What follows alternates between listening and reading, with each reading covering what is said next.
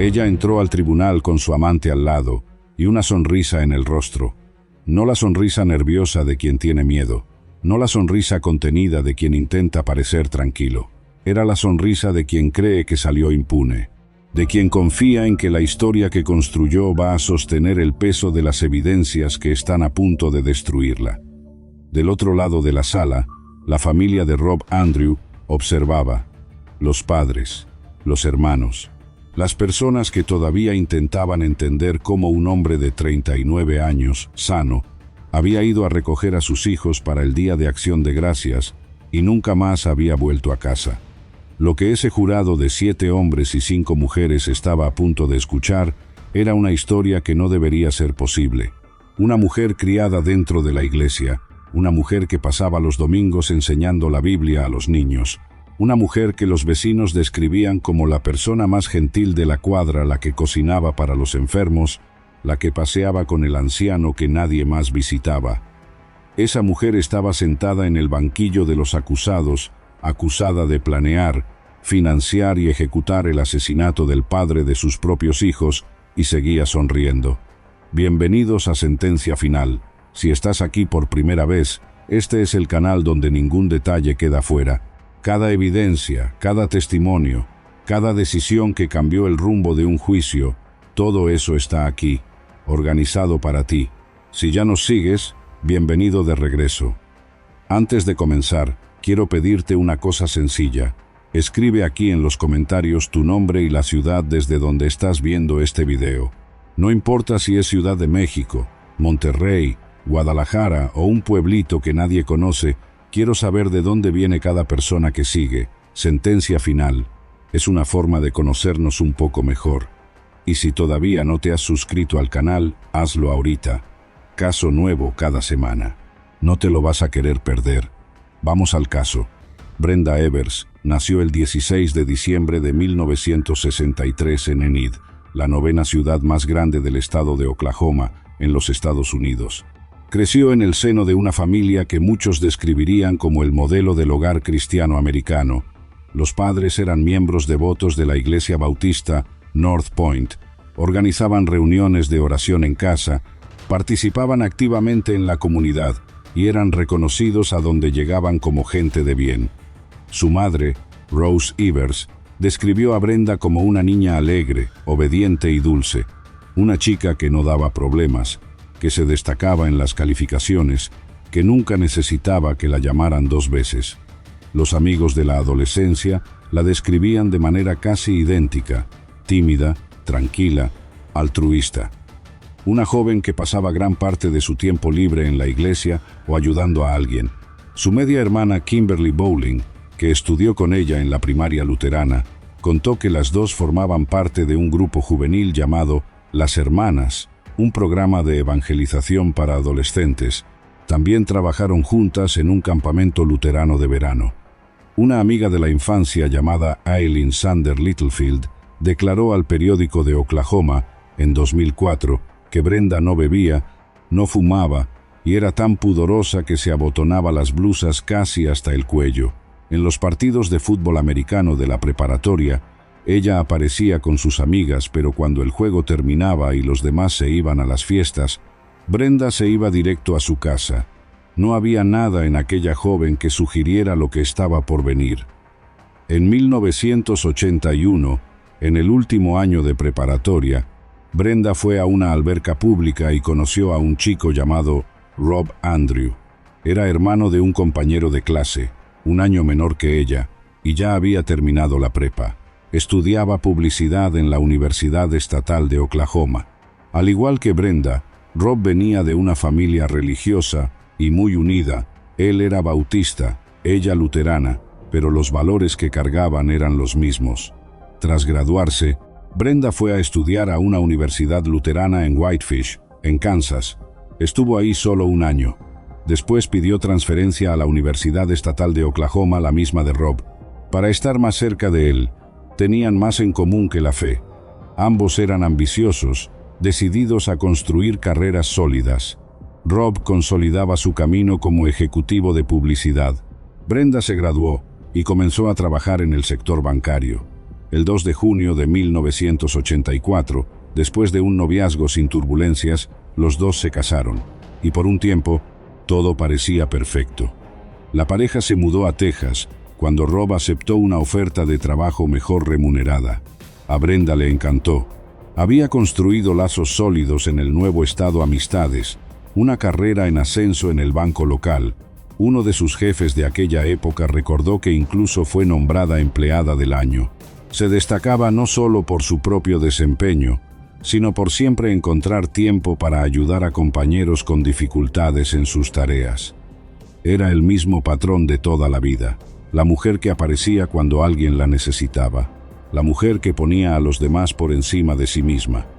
Cuando Rob decidió regresar a Oklahoma City para trabajar en una agencia de publicidad, las grietas comenzaron a aparecer.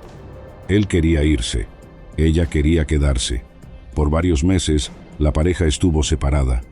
Brenda se negaba a abandonar lo que había construido en Texas, pero eventualmente cedió. El 23 de diciembre de 1990 nació Tricity, la primera hija de la pareja. Brenda dejó el trabajo para convertirse en madre y ama de casa de tiempo completo. 4 años después, en 1994, nació Parker, el segundo hijo. Pero 1994 también fue el año en que algo comenzó a cambiar en Brenda Evers Andrew. Un cambio que las personas a su alrededor notaron primero con extrañeza, después con preocupación y finalmente con horror. Hay un momento específico en la narrativa de casi todo crimen pasional en que alguien, mirando hacia atrás, identifica el punto de quiebre. El momento en que la persona que conocías comenzó a convertirse en otra. Para quienes rodeaban a Brenda, ese momento fue a mediados de 1994. La mujer que siempre usaba blusas abotonadas hasta el cuello comenzó a aparecer con ropa completamente diferente. Faldas cortas, blusas entalladas, escotes. No era solo una cuestión de moda. Era como si algo interno hubiera cambiado junto con la ropa, una postura diferente ante la vida, ante el matrimonio, ante los valores cristianos que había cargado por décadas. Comenzó a tener aventuras extramaritales, no una, varias. En octubre de 1997, inició una relación clandestina con Rick Nully, excompañero de trabajo en un banco de Oklahoma, quien también era casado, y casado con una amiga de ella. La aventura duró hasta abril de 1998. Después de terminar, siguieron en contacto por teléfono. Un año después, Brenda conoció a James Higgins, un hombre casado que trabajaba en un supermercado. Según el propio James, ella aparecía en el establecimiento con ropa llamativa y empezó a coquetearle abiertamente. Un día, sin rodeos, ella le entregó la llave de un cuarto de hotel y le pidió que se presentara ahí. Se encontraron regularmente hasta mayo de 2001. Cuando Brenda terminó la relación con la misma frialdad con que la había iniciado, diciendo que ya no le resultaba divertida. Siguieron siendo amigos. James incluso fue contratado para hacer reparaciones en la casa que ella todavía compartía con Rob y los hijos, pero la relación que lo cambiaría todo estaba por llegar. La familia Andrew conoció a James Pavad en una circunstancia que, en retrospectiva, parece casi irónica. En la iglesia bautista North Point, la misma congregación en que la madre de Brenda había criado a sus hijos en los valores cristianos. James Pavad había servido en la Fuerza Aérea de los Estados Unidos, con paso por la Policía Militar durante su servicio en el sureste asiático. Había nacido el 11 de octubre de 1953 y en el momento en que cruzó el camino de los Andrew, trabajaba como agente de Prudential Insurance, una de las aseguradoras más grandes del país. Estaba casado con Suk-Ju Pavad, una mujer de origen coreano. Sus compañeros de trabajo lo describían de una manera que debería haber encendido una alarma en cualquiera que lo escuchara: frío, distante, manipulador. Uno de ellos mencionó que había algo en James que le daba escalofríos. El hombre hablaba abiertamente sobre su desprecio por los perros y sobre cuánto le gustaría dispararles. Otro compañero simplemente lo llamaba escalofriante.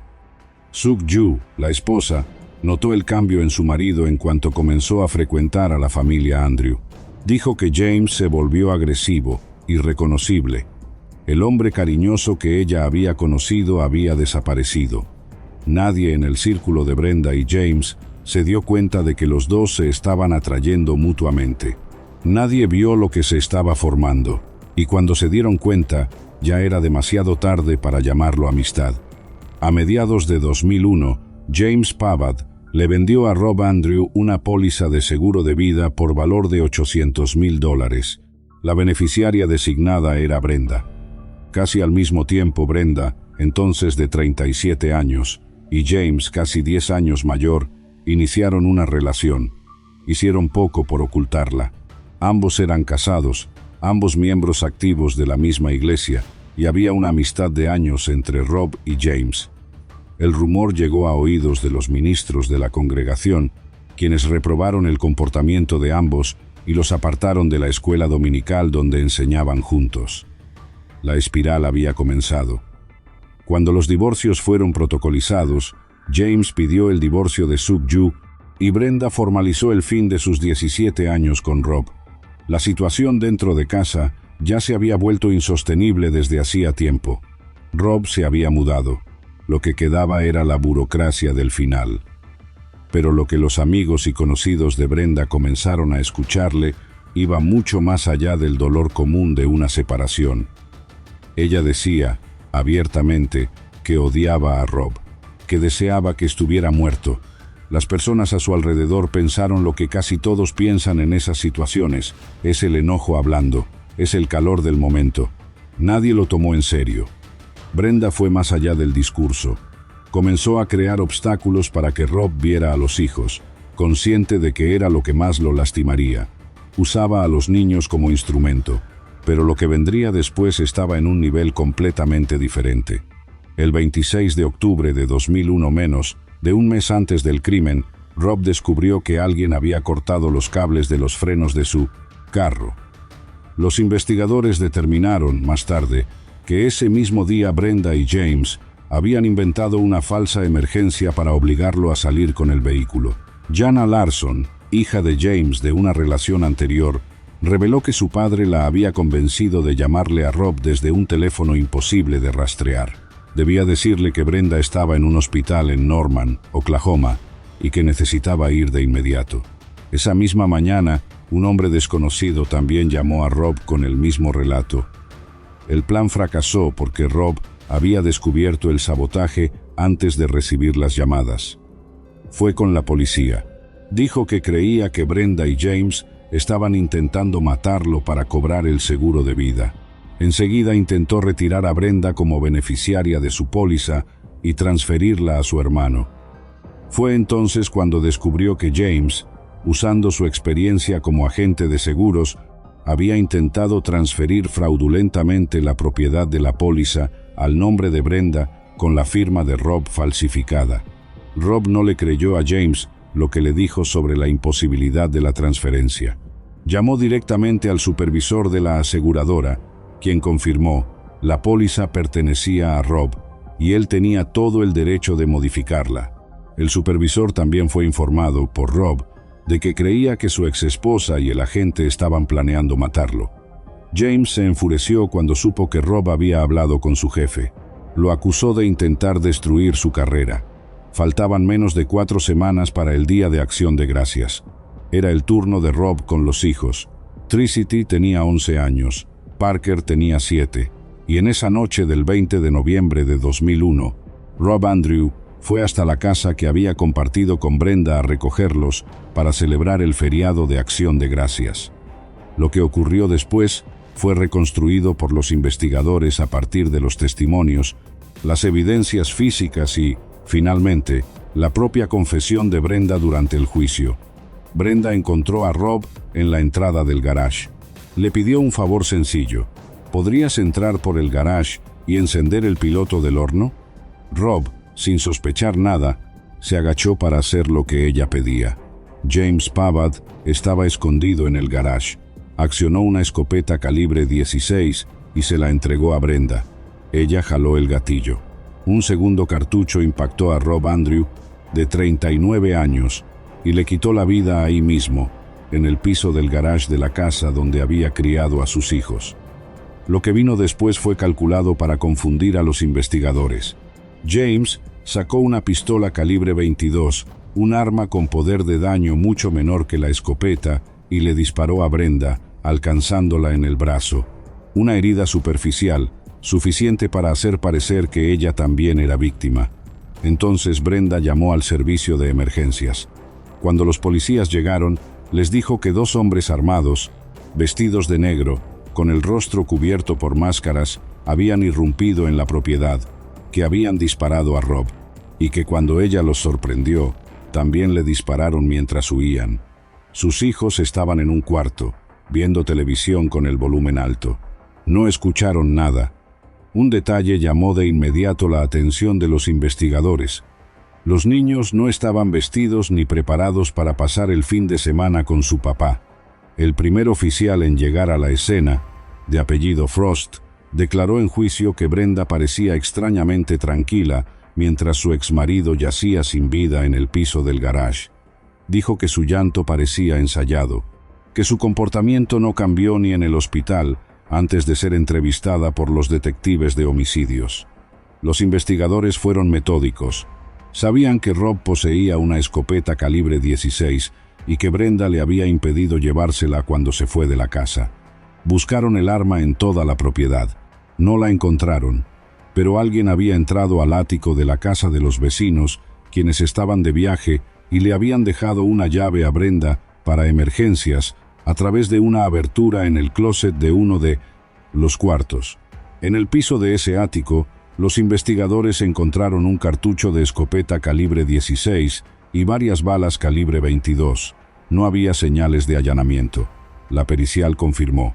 El cartucho encontrado en el ático de los vecinos era de la misma marca y calibre que el proyectil localizado en el garage donde murió Rob. Pero la pieza más devastadora del rompecabezas fue entregada a los investigadores por la propia hija de James.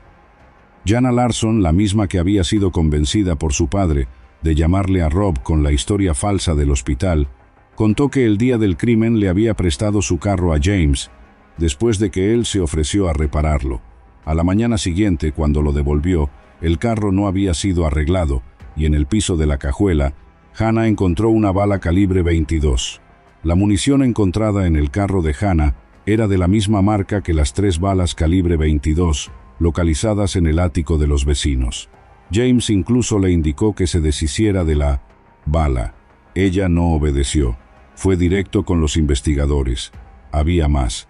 Los investigadores descubrieron que James había comprado una pistola la semana anterior al asesinato, y que la herida en el brazo de Brenda, que ella presentó como prueba de que también había sido atacada por los hombres de negro, fue clasificada por peritos forenses como autoinfligida. Mientras tanto, en vez de presentarse al velorio del padre de sus hijos, Brenda huyó a México con los niños y James. Desde México, James llamaba repetidamente a su hija Hannah, pidiéndole que le enviara dinero. Lo que no sabía, y Brenda, tampoco era que Hannah estaba cooperando activamente con el FBI desde el principio. En febrero de 2002, 3 meses después de cruzar la frontera, Brenda y James se habían quedado sin dinero. Regresaron a los Estados Unidos. Fueron capturados en Hidalgo, Texas. Un mes después, fueron extraditados a Oklahoma City. Mientras el sistema judicial absorbía el caso, se instaló una batalla paralela, la disputa por la custodia de Tricity y Parker. El juez de distrito Richard Perry determinó que los 2 hijos quedaran bajo la custodia de los abuelos paternos, los padres de Rob, pero instruyó que se permitieran visitas supervisadas de Brenda en la prisión. Un psicólogo designado para acompañar a los niños reportó que, tras las visitas a su madre, Tricity y Parker presentaban comportamiento perturbador. Recomendó que permanecieran en un ambiente estable y seguro, lejos de las visitas a la cárcel. El abogado nombrado para representar los intereses de los menores estuvo de acuerdo y sugirió que las visitas fueran revocadas. Brenda y James fueron acusados de homicidio en primer grado y conspiración para cometer homicidio en primer grado. Serían juzgados en procesos separados. Ella se declaró inocente. El juicio de Brenda Evers Andrew fue presidido por la jueza del condado de Oklahoma, Susan Brack. El jurado estaba compuesto por 7 hombres y 5 mujeres. La defensa intentó presentarla como víctima. Al fin y al cabo, ella también había sido baleada esa noche. Al fin y al cabo, había perdido a su exmarido y fue obligada a ver a sus hijos retirados de su custodia. La estrategia era familiar: convertir a la acusada en sobreviviente. Los peritos forenses desmontaron esa narrativa punto por punto. La herida en el brazo de Brenda era autoinfligida. Las evidencias en la escena indicaban que ella había disparado el segundo cartucho de la escopeta que mató a Rob. Y entonces la defensa de James sacó a relucir una información que cambió el tono del juicio de manera definitiva. El abogado de James reveló que Brenda no había obtenido únicamente una póliza de seguro de vida a nombre de Rob, también había contratado una póliza a nombre de James. La hipótesis era directa y perturbadora. Ella planeaba cobrar la indemnización por la muerte de Rob, y si James era condenado a la pena de muerte, cobraría la indemnización por él también. Había convertido a su propio cómplice en una fuente más de ganancia. La defensa de Brenda, por su parte, llamó al estrado a su hija Tricity, quien entonces tenía 13 años. Entre sollozos, la niña subió lentamente. El abogado le pidió que leyera las cartas que había escrito para su madre. Tricity no pudo. El abogado las leyó en su lugar. En las cartas, la niña decía que amaba a su mamá y que no soportaba estar lejos de ella. La fiscal Fern Smith, en los alegatos finales, reprendió duramente a la defensa por haber puesto a una niña en esa posición. Luego describió a Brenda Andrew como una asesina fría y calculadora que había quitado la vida a un buen ser humano y que por eso merecía la pena máxima. Los familiares de Rob testificaron. Los hermanos Tim y Bill describieron a un hombre alegre, cariñoso, lleno de humor, alguien que animaba todos los ambientes por donde pasaba. Bill dijo, con la voz entrecortada, que le dolía saber que nunca más lo vería. Varios jurados lloraron. La madre de Brenda, Rose Evers, pidió clemencia entre lágrimas. Un primo dijo que los hijos ya habían perdido al padre y que no quería que el jurado los dejara también sin su madre. La fiscal respondió que no sería el jurado quien dejaría a esos niños huérfanos. Esa responsabilidad era de Brenda y solo de Brenda. El 15 de julio de 2004, casi 3 años después de la muerte de Rob Andrew, el jurado regresó con su veredicto: culpable, y la recomendación era la pena de muerte. Al día siguiente, en una audiencia para fijar la fecha de ejecución, Brenda se puso de pie frente a la jueza Susan Brack y dijo que el veredicto era un error judicial atroz, que era inocente, que Dios conocía su corazón y que Él la sacaría de esa situación, que su final no sería la ejecución ni la prisión, sino la completa reivindicación de su nombre. Uno de los jurados, Michael Walsh, un cartero de 45 años de la ciudad de Edmond, se presentó a la audiencia de sentencia por voluntad propia. Dijo que estaba ahí para mostrar apoyo a la familia de Rob y que las alegaciones de inocencia de Brenda lo irritaban profundamente. Con todas las pruebas presentadas, dijo, no cambiaría de opinión ni un centímetro. Lo que ella hizo no fue un accidente, fue deliberado. Brenda apeló. El 21 de junio de 2007, el Tribunal de Apelaciones Penales de Oklahoma negó el recurso por 4 votos contra 1. Una nueva apelación, en 2008, también fue rechazada. James Pavad también fue condenado a muerte.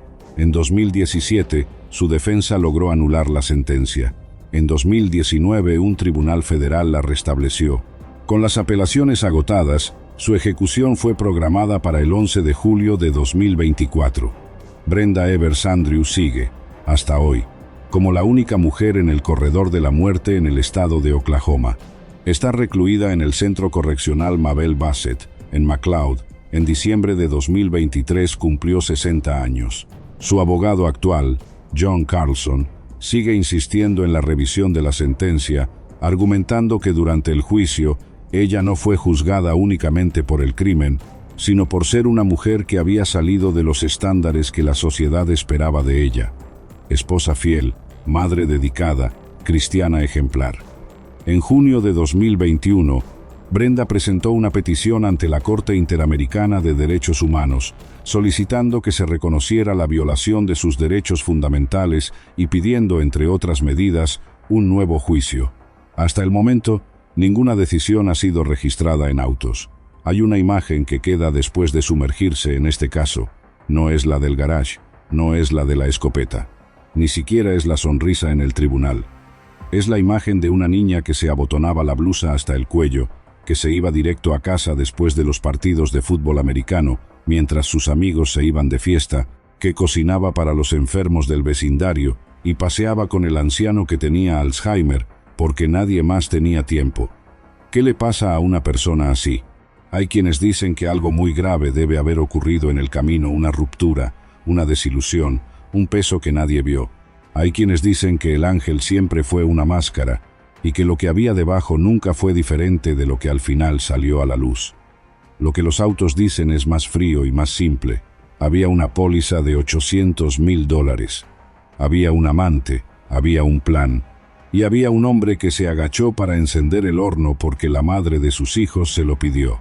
Rob Andrew tenía 39 años. Si llegaste hasta aquí, deja tu like, le ayuda mucho al canal a crecer y a seguir trayendo casos como este cada semana. Y no olvides, comenta aquí abajo tu nombre y desde dónde estás viendo. Hasta el próximo Sentencia Final.